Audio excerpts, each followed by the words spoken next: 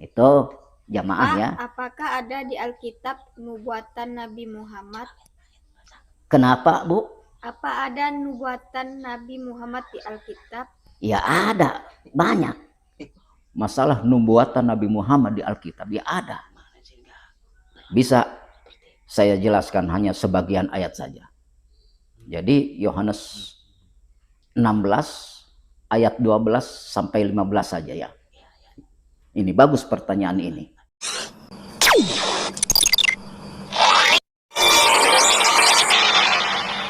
Kita wajib belajar tentang ilmu. Sebab di dunia ini kita hidup tanpa ilmu akan kegelapan. Ya, terima kasih di situ sih. Jangan bosan-bosan kita nuntut ilmu. Jadi kedua kitab ini harus kita pelajari, baik Alkitab atau Bible maupun Al-Quran.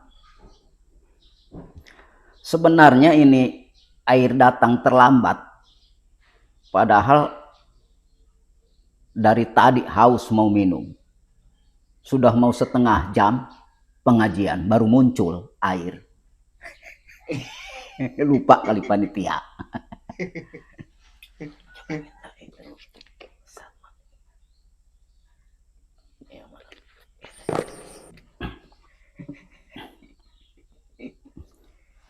Kenapa kita ini orang muslim harus mempelajari tentang Alkitab atau Bible? Jadi dipelajari itu oleh kita bukan untuk dijadikan pedoman petunjuk, karena petunjuk kita sekarang adalah Al-Quran untuk seluruh umat sedunia. Apa tujuannya untuk kita pelajari? Jadi untuk pengalaman, untuk menambah wawasan kita. Apabila ada seseorang yang memajukan fatwa tentang isi Alkitab, kita sudah tahu jawabannya, kita sudah pelajari ayat-ayatnya. Itu yang dimaksud.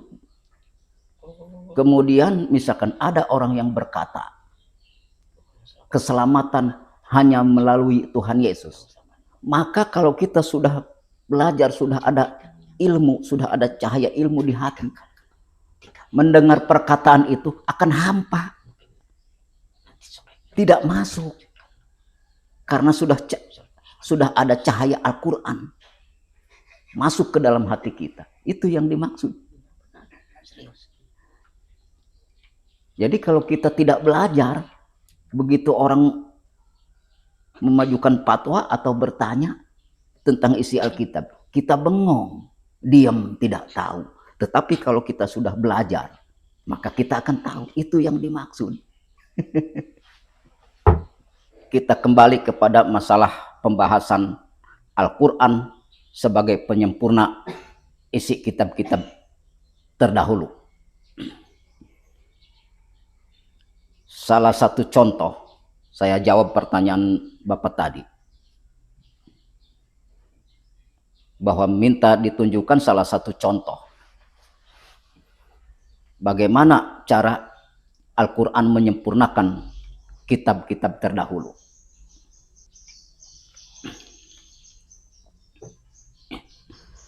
Jadi kan di kitab-kitab terdahulu perselisih mana antara firman Allah dan ucapan para rasul. Jadi keliru. Makanya yang kurang paham bahwa firman Allah itu dianggap ucapan rasul, padahal itu firman Allah yang disampaikan kepada rasul-rasul, kemudian oleh rasul terdahulu itu disampaikan, dibacakan kepada umat-umatnya. Maka disempurnakan ke dalam Al-Quran seperti katakan Muhammad. Jadi Nabi Muhammad suruh mengatakan kepada orang-orang ingkar dan juga kepada orang-orang yang beriman. Suruh mengatakan, maka kul, katakan. Kalau kitab-kitab terdahulu tidak ada katakan, makanya mereka salah paham, disangka itu ucapan Rasul-Rasul. Seperti contoh Nabi Isa atau Yesus berkata kepada murid-muridnya, tentunya kepada Bani Israel, itu dianggap ucapan Yesus, padahal itu adalah firman Allah yang dibacakan oleh Yesus kepada umatnya. Tetapi ada juga sebagian yang khusus ucapan Yesus yang bukan dari firman Allah. Itu namanya hadis. Makanya di kitab ini campur aduk antara firman Allah dan hadis-hadis Rasul. Ada firman Allah, ada hadis Nabi. Salah satu contoh di Yohanes 14:6. Yesus berkata, ini benar, ini firman Allah yang ini asli. Bukan ucapan atau bikinan Paulus, bukan. Kata Yesus, akulah jalan dan kebenaran dan hidup. Tidak ada seorang pun yang datang kepada Bapa kalau tidak melalui aku. Kalau di zaman sekarang kan disempurnakan ke dalam Al-Quran. Katakan misalkan, Yesus, akulah jalan. Karena dahulu belum sempurna, maka ini dikira mereka ucapan asli Yesus. Padahal ini firman Allah yang disampaikan oleh Yesus kepada umat-umatnya. Di sini jelas, akulah jalan, kata Yesus.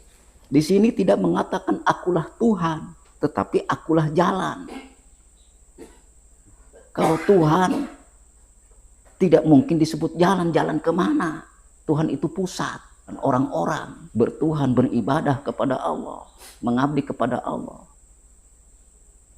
Itulah jalan keselamatan kepada Tuhan. Jadi kata Yesus, akulah jalan dan kebenaran dan hidup. Ini firman Allah yang dibacakan Yesus kepada umat-umatnya. Seorang pun tidak akan datang kepada Bapa kalau tidak melalui aku, kata Yesus. Jadi yang dimaksud adalah orang-orang Bani Israel yang berada di masa ajaran kerasulan Nabi Isa alaihissalam. Ibadahnya, penyembahannya kepada Allah tidak melalui ajaran Nabi Isa, maka tidak akan datang kepada Allah. Tidak akan diterima ibadahnya, kepercayaannya dan lain sebagainya oleh Allah. Karena yang dijalankannya bukan dari ajaran Nabi Isa. Yesus, itu yang dimaksud. Di sini kan sudah jelas, akulah jalan dan kebenaran dan hidup. Di sini tidak dikatakan akulah Tuhan yang benar dan hidup kekal. Tidak. Seharusnya kan kalau Tuhan begini, akulah Tuhan yang benar dan hidup kekal tiada matinya. Seorang pun tidak akan datang kepadaku kalau tidak bertuhan menyembahku. Harusnya begitu. Tetapi di sini dikatakan akulah jalan dan kebenaran dan hidup. Tidak sampai kepada Bapa, kepada Allah maksudnya. Amal-amal ibadah orang-orang Bani Israel di kala itu, kalau tidak melalui ajaran Yesus yang dimaksud, itu yang dimaksud. Maka kita harus pelajari. Kemudian ayat ini disempurnakan ke dalam Al-Quran.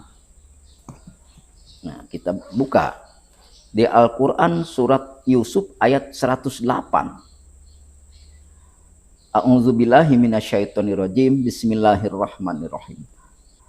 Qul hadhihi sabili ad'u ilallahi ala basiratin ana wa manittaba'ani wa subhanallahi wa ma ana minal musyrikin.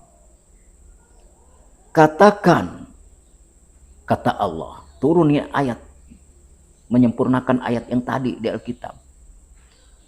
Katakanlah Muhammad, maksudnya, inilah jalanku dan orang-orang yang mengikutiku, mengajak kamu bertuhan menyembah kepada Allah dengan yakin. Maha suci Allah dan aku tidak termasuk orang-orang yang musyrik tidak termasuk orang-orang yang menyekutukan Allah maksudnya. Itu yang dimaksud. Jadi di sini katakan atau katakanlah kata Allah. Ini ayat dari Allah. Maka Nabi Muhammad membacakan ayat ini menyampaikan kepada sahabat-sahabat, kepada umat-umat terdahulu. Kemudian oleh para sahabat-sahabat disampaikan lagi kepada jamaah-jamaahnya. Terus turun-temurun sampai datang kepada kita hari ini. Lewat Al-Quran. Itu yang dimaksud. Kalau Nabi Muhammad ya tanpa buku, tanpa istilahnya kitab tulisan. Karena tidak bisa menulis, tidak bisa tahu huruf, hanya bisanya menghafal yang dari malaikat Jibril itu disampaikan. Adapun yang menuliskan para sahabat, tentunya Utsman bin Affan menjadi mushaf Utsman, itu yang dimaksud. Kalau tidak dimushafkan oleh Sayyidina Utsman bin Affan, orang Indonesia kalau mau menghafal Al-Quran, masa mencari tulang-tulang ke Mekah, ke Madinah, mencari daun-daun kurma atau pelepah kurma atau kulit unta. Mana ini ayat mau dihafal? Itu yang dimaksud supaya mudah dipahami, mudah dipelajari. Maka dimushafkan, dibukukan. Itu yang dimaksud. Nah, jadi sekali lagi di Bible ini memang di Injil maksudnya, tetapi ini yang ada di Bible adalah dari Injil yang dipindahkan ke Bible. Jadi ini yang asli firman Allah. Kata Yesus, akulah jalan dan kebenaran dan hidup, tidak akan sampai maksudnya. Jadi seorang pun antar Bani Israel ini tidak akan sampai ibadahnya, tidak akan sampai sedekah dan lain sebagainya kepada Allah kalau tidak melalui ibadah yang diajarkan oleh Yesus. Itu yang dimaksudnya ayat ini. Maka disempurnakan ke dalam Al-Quran. Qul, katakanlah. Kenapa di sini ada qul? Ini tandanya penyempurna supaya tidak berselisih antara perkataan Allah dan perkataan Nabi. Kalau tidak ada ini qul, katakanlah, disangka oleh kita ini adalah ucapan Nabi Muhammad asli. Nah, makanya Nabi Muhammad menyampaikan, membacakan ayat ini adalah firman Allah yang disampaikan kepada kita. Karena di sini ada katakanlah. Nah itu. Jadi sempurna yang dimaksud. Jadi banyak lagi kalau kita bahas. Dan ibadah juga disempurnakan. Bukan menghilangkan ibadah nabi-nabi dan umat-umat terdahulu. Bukan, maksudnya disempurnakan ibadahnya. Umat-umat sebelum Nabi Muhammad SAW tidak wajib mengerjakan yang 5 waktu. Karena belum ada pengajarnya, belum ada yang diutus oleh Allah. Jadi masing-masing, di masa masing-masing Rasul mengajarkan kepada umat-umatnya bagaimana cara ibadah kepada Allah. Maka diterima. Kalau umat muslim sekarang yang ada ibadahnya seperti nabi-nabi dan umat-umat terdahulu, tidak akan diterima. Karena sudah disempurnakan ajaran Islam kepada Nabi Muhammad SAW untuk kita semua. Nah, itu jamaah ya. Apakah ada di Alkitab nubuatan Nabi Muhammad? Kenapa, Bu? Apa ada nubuatan Nabi Muhammad di Alkitab? Ya ada, banyak. Masalah nubuatan Nabi Muhammad di Alkitab ya ada. Bisa saya jelaskan hanya sebagian ayat saja. Jadi Yohanes 16 ayat 12 sampai 15 saja ya. Ini bagus pertanyaan ini. Supaya istilahnya diketahui oleh orang banyak.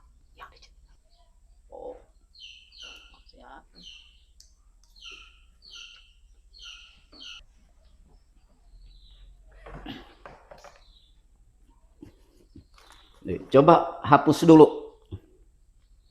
Jangan perempuan, laki-laki ini nih.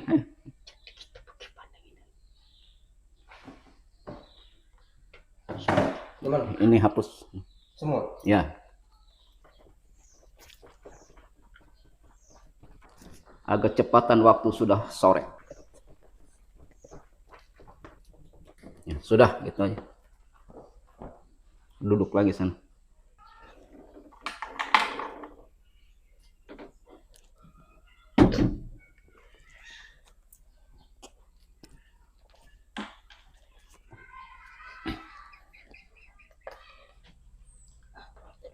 Yohanes 16 ayat 12 sampai 15. Kita tulis satu ayat dulu ya supaya mudah dipahami. Yohanes 16 12 sampai 15. Banyak yang lainnya juga, cuman cukup ini juga. Cuman jarang diketahui oleh ahli pembaca Alkitab.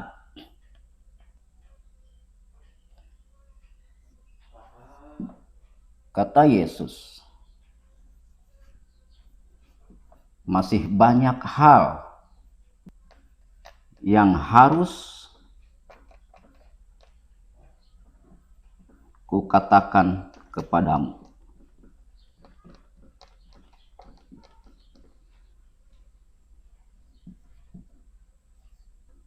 Tetapi sekarang kamu belum dapat menanggungnya.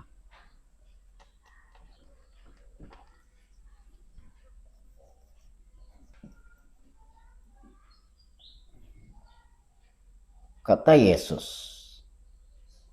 masih banyak hal yang harus kukatakan kepadamu, tetapi kamu belum dapat menanggungnya. Jadi kata Yesus, masih banyak hal yang harus dikatakan oleh Yesus kepada Bani Israel maksudnya. Tetapi Yesus belum berani dan belum sanggup untuk mengatakannya juga. Karena apa? Tetapi kamu belum dapat menanggungnya. Istilahnya nih diberitahu oleh Yesus khususnya kepada para sahabatnya. Yesus sudah menduga bahwa ini para sahabatnya tidak akan sanggup untuk menanggungnya. Makanya berat. Makanya maksudnya di ayat ini, yang sanggup menanggungnya adalah umat-umat yang akan datang di akhir zaman. Maksudnya umat-umat yang dipimpin oleh Nabi Muhammad SAW yang sekarang ini. Sholat 5 waktu, berzakat, berpuasa Ramadan, dan lain sebagainya. Banyak situ larang-larangan yang berat. Nah inilah kita ini yang sanggup untuk menanggungnya. Makanya Yesus kepada murid-muridnya tidak sanggup mengatakannya juga, karena tahu bahwa murid-muridnya tidak akan dapat menanggungnya. Maksudnya itu, seandainya diberitahu nih oleh Yesus, murid-muridnya pasti mengundurkan diri, tidak akan tahan, tidak akan kuat, karena berat. Maksudnya perintah-perintah Allah yang harus dikerjakan, itu maksudnya. Makanya yang dapat menanggung jawab atau yang dapat menanggungnya seberat apapun, ini kita ini umat muslim, yaitu umat Nabi di akhir zaman, yaitu umat Nabi Muhammad SAW. Adapun sekarang yang tidak mau mengikuti ajaran Nabi Muhammad SAW, maka itulah orang yang termasuk Bani Israel yang tidak akan dapat menanggungnya. Itulah yang sekarang ini banyak. Itu yang dimaksud. Kata Yesus, masih banyak hal yang harus kukatakan kepadamu, tetapi kamu belum dapat menanggungnya. Makanya aku istilahnya tidak sanggup untuk mengatakannya kepadamu. Kalau istilahnya dikatakan, pasti kamu mengundurkan diri. Tidak akan istilahnya mengikutiku. Begitu maksudnya. Paham yang ini? Kemudian sekarang ayat ke-13. Ini nubuatan Nabi Muhammad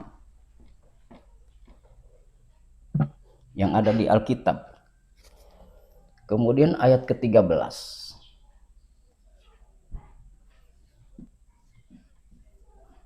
Tetapi apabila ia datang,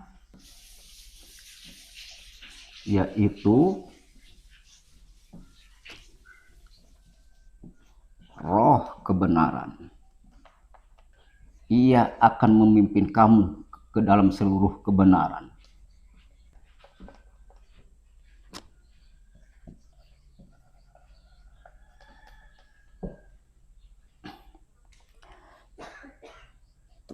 Di ayat 13, tetapi apabila ia datang, yaitu roh kebenaran, maksudnya roh pilihan Allah, roh suci yang untuk dimasukkan ke raga Nabi Muhammad SAW, yang khusus untuk menghidupkan yaitu Nabi Muhammad SAW, yaitu roh pilihan, roh dari Allah, roh ciptaan Allah. Maka roh kebenaran maksudnya roh yang akan membawa kebenaran kepada diri Nabi Muhammad SAW. Ia akan memimpin kamu, maksud kamu di sini kalian, ke dalam seluruh kebenaran. Jadi Nabi Muhammad akan memimpin semua manusia ke dalam seluruh kebenaran hingga kiamat. Nah, inilah terbukti. Ini adalah nubuatan Nabi Muhammad SAW. Jadi seandainya ini teman-temannya ada di zaman Nabi Muhammad SAW, akan dipimpin oleh Nabi Muhammad ke dalam seluruh kebenaran. Itu yang dimaksud. Yang dimaksud Yesus. Makanya Yesus tidak berani untuk mengatakannya, karena tahu murid-muridnya semua tidak akan sanggup untuk menanggungnya. Pekerjaan-pekerjaan yang diperintah Allah yang dimaksud. Itu. Jadi sudah paham ya, roh kebenaran yaitu roh dari Allah Subhanahu wa Ta'ala yang dimasukkan oleh Jibril kepada jasad atau raga Nabi Muhammad SAW. Itu roh kebenaran yang membawa kebenaran. Sepotongnya lagi, sebab Nabi Muhammad tidak akan berkata-kata dari dirinya sendiri. Biar kita langsung ke sini, karena ke sini nggak kebagian. Sebab ini masih ayat 13 ya sambungannya. Sebab tidak akan berkata-kata dari dirinya sendiri. Jadi sebab ia kata Yesus, Nabi Muhammad maksudnya, tidak akan berkata-kata dari dirinya sendiri. Jadi sama seperti Yesus, tidak berkata dari dirinya sendiri, karangan dirinya sendiri, nafsu dari dirinya sendiri. Jadi berkata-kata juga sesuai dengan firman Allah yang disampaikan oleh malaikat Jibril kepada Nabi Muhammad, baru berani menyampaikannya. Itu yang dimaksud. Nah, kita lanjutkan. Tetapi segala sesuatu yang didengar, itulah yang akan dikatakannya kepadamu hal-hal yang akan datang. Kata Yesus, sebab ia tidak akan berkata-kata dari dirinya sendiri, tetapi segala sesuatu yang didengarnya, itu yang akan dikatakannya kepadamu, hal-hal yang akan datang. Jadi istilahnya Nabi Muhammad tidak akan berkata-kata yang datang dari nafsu dirinya sendiri, karangan dirinya sendiri. Jadi mengatakan juga kepada umat-umat adalah sesuai firman Allah yang diwahyukannya, itu yang dimaksud.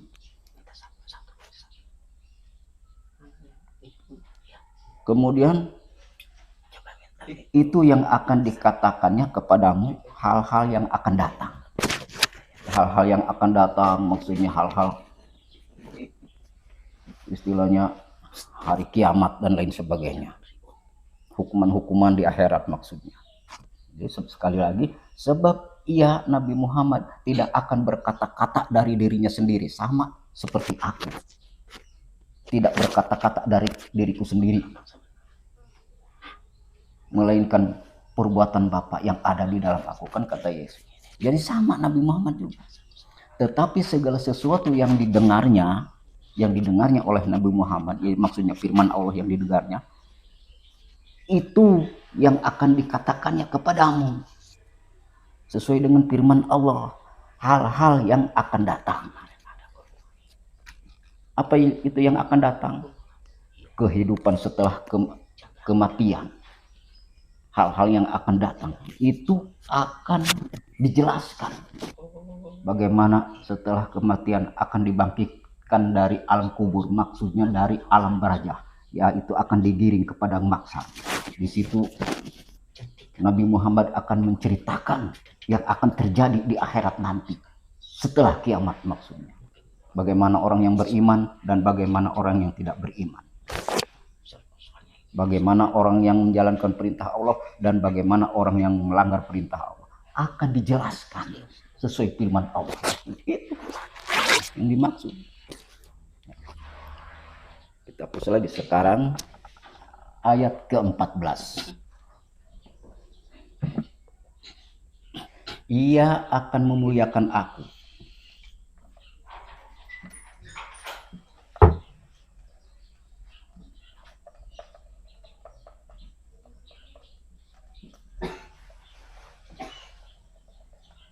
Diterimanya daripadaku.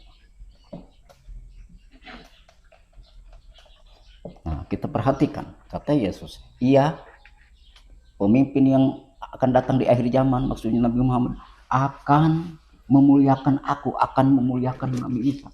Memang benar mengajarkan kepada umat-umatnya disuruh beriman kepada Nabi Isa, bahwa Isa itu adalah Rasulullah.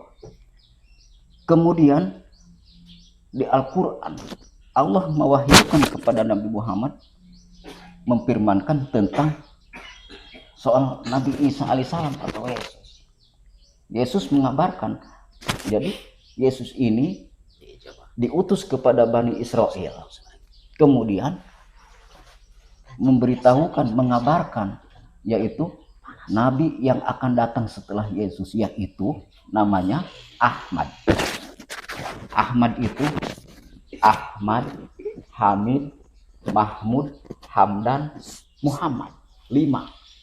Balik lagi. Ahmad, Hamid, Mahmud, Hamdan, Muhammad.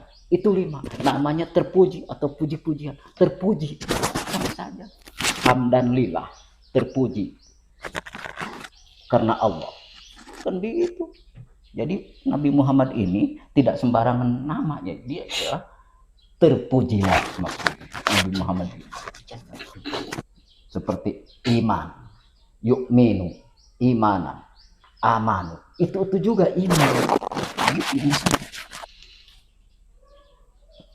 Jadi ia akan memuliakan aku, akan memuliakan Nabi Isa, karena Nabi Isa telah memberitakan kepada murid-muridnya, kemudian difirmankan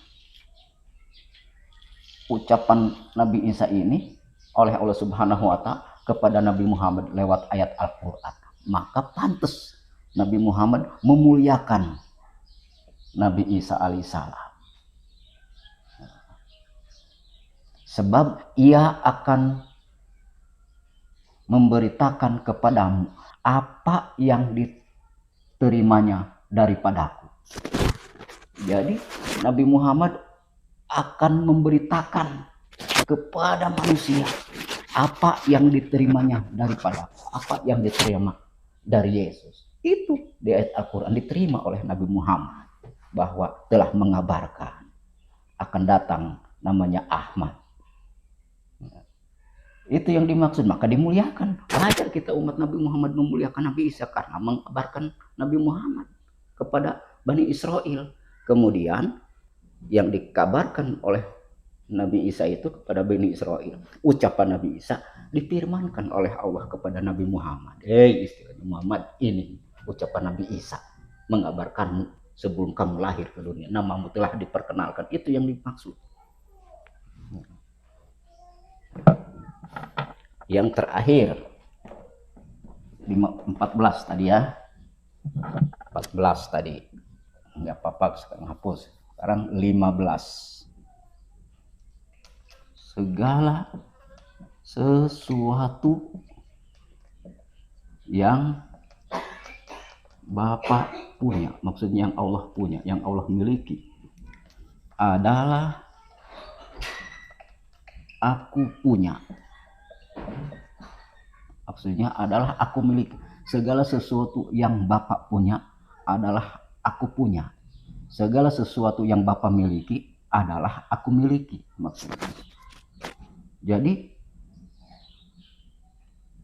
Allah Subhanahu wa Ta'ala memberikan Bani Israel, memberikan wilayah itu dimuliakan kepada Nabi Isa untuk dipijak wilayah Israel itu dan untuk memimpin umat di masa itu. Maka diberikan kemuliaannya dan segala-galanya oleh Allah Subhanahu wa Ta'ala. Mujizatnya segala macam diberikan. Kemudian segala sesuatu yang Bapa punya adalah aku punya, kata Yesus. Kalau kita gabungkan kepada Al-Quran, segala sesuatu yang Bapa miliki, firman itu adalah aku punya.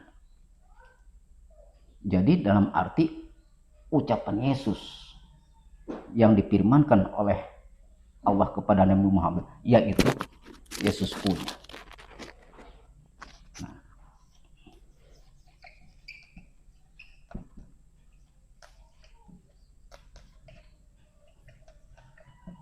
Ia akan memberitakan kepadamu apa yang diterimanya daripadaku.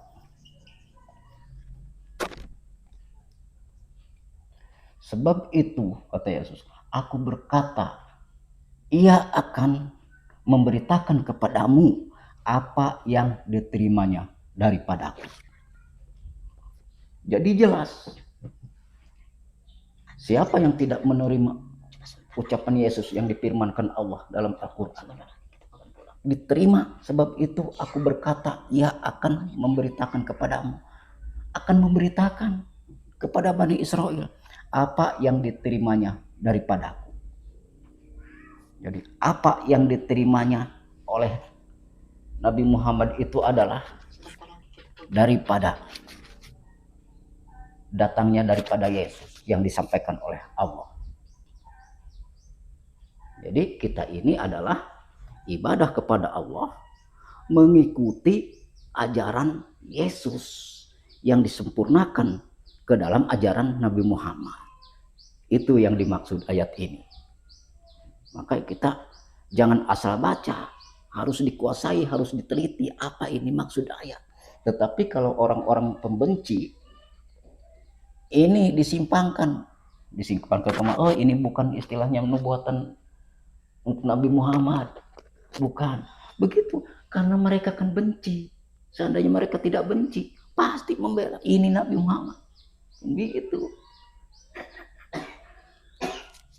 Maka kita hati-hati hidup kalau sudah berani dusta di hadapan Allah, bahaya. Hati-hati. Tujuan ayat ini begini, kemudian kita simpangan dusta hidup kita. Hati-hati, akan bahaya. Sekarang kita misalkan boleh berdusta nih, karena belum merasakan azab dari Allah, hukuman dari Allah, belum dimatikan. Nanti kalau sudah dimatikan, di situ penyesalan besar. Minta dikembalikan ke dunia, akan masuk Islam. Diberitakan dalam Al-Quran. Mudah-mudahan ini bisa dipahami oleh kita semua. Karena waktu yang tidak mengizinkan, mudah-mudahan di esok hari kita dapat berjumpa kembali pengajian di Majelis Taklim.